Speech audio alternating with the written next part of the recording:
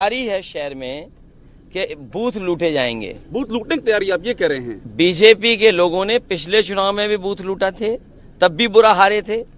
ये फिर बूथ लूटने की तैयारी कर रहे हैं। और मैं आपसे कह रहा हूं, आप भी अपना 4-5 बजे के बाद मैनपुरी पहुंच जाना। बीजेपी के लोग बूथ लूटने की तैयारी कर रहे हैं। इन्फॉर्मेशन है इस बात की? मतलब आपके पास वो पिछली बार भी उनका व्यवहार ऐसा था। सोचिए, पिछली बार भी जिनका व्यवहार ऐसा ही हो, वो इस बार भी वही व्यवहार करेंगे। अखिलेश जी, एक और मुझे बता दीजिए, आप बताइए, चेयरमैन जितने बैठाए जा रहे हैं थाने में, विपक्ष के लोग बैठाए जा रहे हैं, सत्ता के पक्ष के लोग क्यों नहीं बैठाए जा रहे हैं? तो क्या मैनपुरी हरवाने के लिए किया जा रहा है? आपको क्या लग रहा है? ये जो पूरा चीजें आप बता रहे हैं, आपने कई सारे उदाहरण गिनवा दिए। मैंने तुम्हें छू लिया, तुम जाओ नहाओ जाके। नहीं, मैं क्यों ना आऊंगा?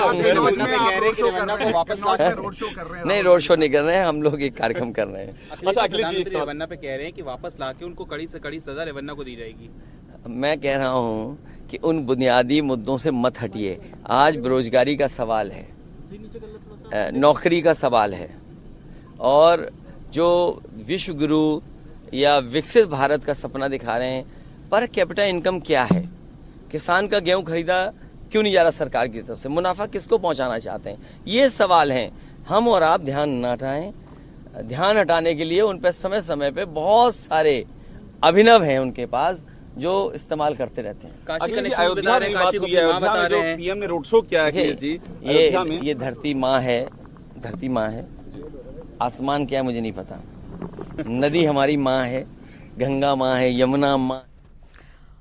और हमारे साथ तमाम गेस्ट भी जुड़े हुए हैं। अखिलेश यादव को आप सुन रहे थे, उनका कहना था कि बूथ लूटने की बात हो रही है, लगातार एसपी के कार्यकर्ताओं को परेशान किया जा रहा है। समीर सिंह प्रवक्ता बीजेपी हमारे साथ जुड़े हुए हैं, भुवन भास्कर जोशी और ज्ञानेश श्रीवास्तव भी हमारे साथ एज अ पत्रकार जुड़े हुए हैं।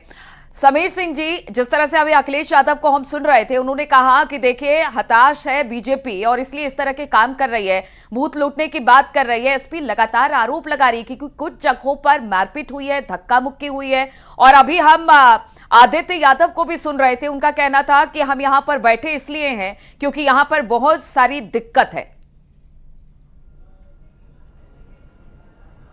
देखिए, अखिलेश यादव को हार का डर सता रहा है, और जो स्वयं बरसों तक बूथ लूटने का काम कराता रहा हो, आज कानून का राज है। आज निर्वाचन आयोग की परिधि में जीरो टॉलरेंस पर चुनाव हो रहा है, गुंडा और माफिया जेलों में है, और अखिलेश यादव की घबराहट ये बता रही है कि अखिलेश यादव चुनाव हार रहे।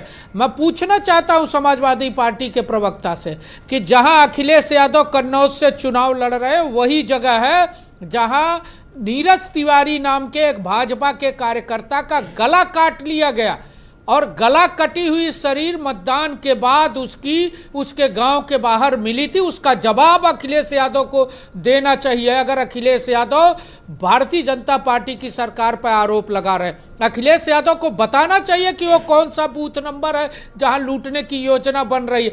लंबे समय तक वो राजनीति में रहे हैं, सांसद रहे हैं, आज अपनी पत्नी को चुनाव लड़ा रहे हैं, तो कहीं ना कहीं अखिलेश यादव के हार की बौखलाहट, समाजवादी पार्टी दबाव में है, और उसका जवाब भुवन भास्कर से हम एक ब्रेक के बाद उनका परिवार, हमारे साथ तमाम मेहमान हमारे रिपोर्टर बने हुए हैं। रुकते हैं छोटे से ब्रेक के लिए।